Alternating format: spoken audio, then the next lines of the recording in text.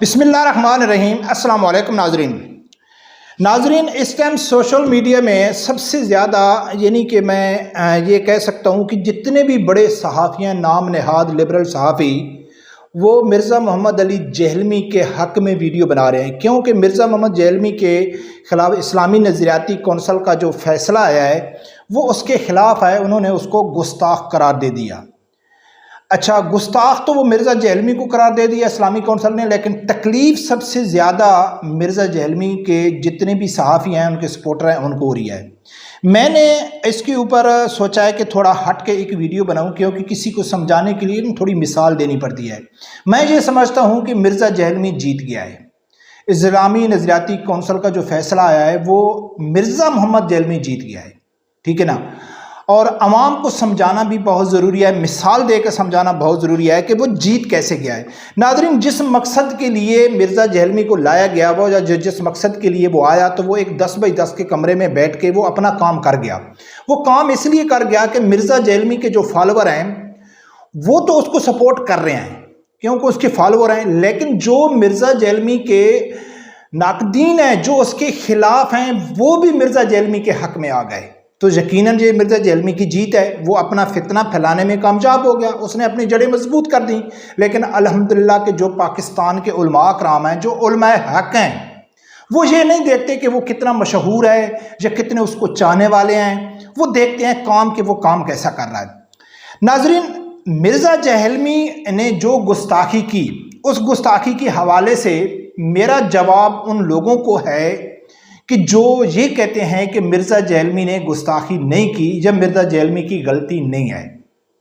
میرا ان لوگوں کے لیے ہے جو مرزا جہلمی کو بے گناہ قرار دے رہے ہیں۔ میں ان کو ایک مثال دے کے سمجھاتا ہوں۔ مرزا جہلمی نے کہ آپ لوگوں کو معلوم ہے کہ اس نے عیسائیوں کی کتاب کا حوالہ دیا اور نقل کفر اس نے نبی اکرم صلی اللہ علیہ وآلہ وسلم کے لیے جو زبان استعمال کی، میں تو وہ نہیں کرنا چاہتا ہوں۔ تو اس کے جو مرزا جہلمی کے فالوور ہیں اور جو اس کے اس ٹائم جو اس کے مخالفین بھی ہیں، تو مولانا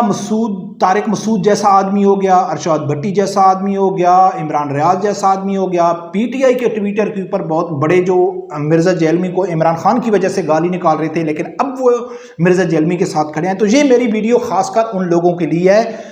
اور جو مرزا جہلمی کے خلاف ہیں، جو لوگ میری یہ ویڈیو دیکھ رہا ہے، ان کا حق بنتا ہے کہ یہ جو میں مثال دے رہا ہوں، اگر کوئی بھی مرزا جہلمی کا آدمی آپ کو اس کا دفاع کرتے ہوئے نظر آتا ہے تو آپ کو وہ مثال، یہ جو میں آپ کو دے رہا ہوں، یہ مثال ان کو دینا ہے۔ وہ کیا کہتے ہیں کہ مرزا جہلمی نے گستاخی نہیں کیا ہے،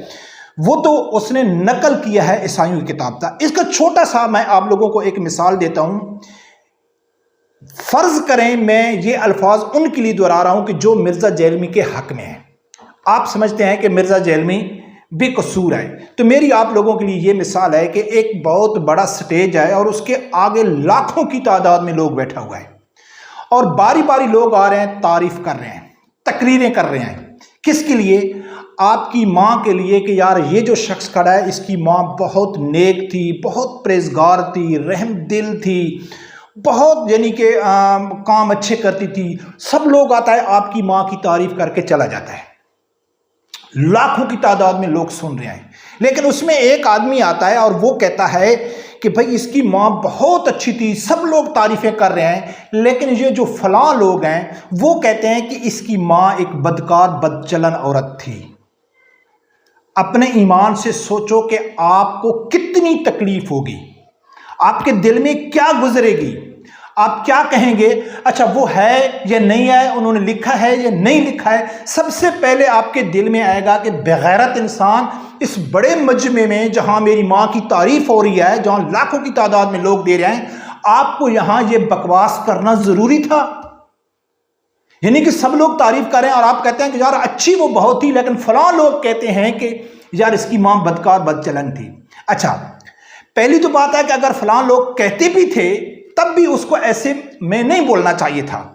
ٹھیک ہے نا، نہیں بولنا چاہیے تھا۔ لیکن وہ لوگ کہتے بھی نہیں ہیں،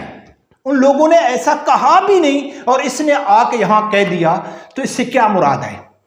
ایک تو اس نے لڑانے کی کوشش کی اس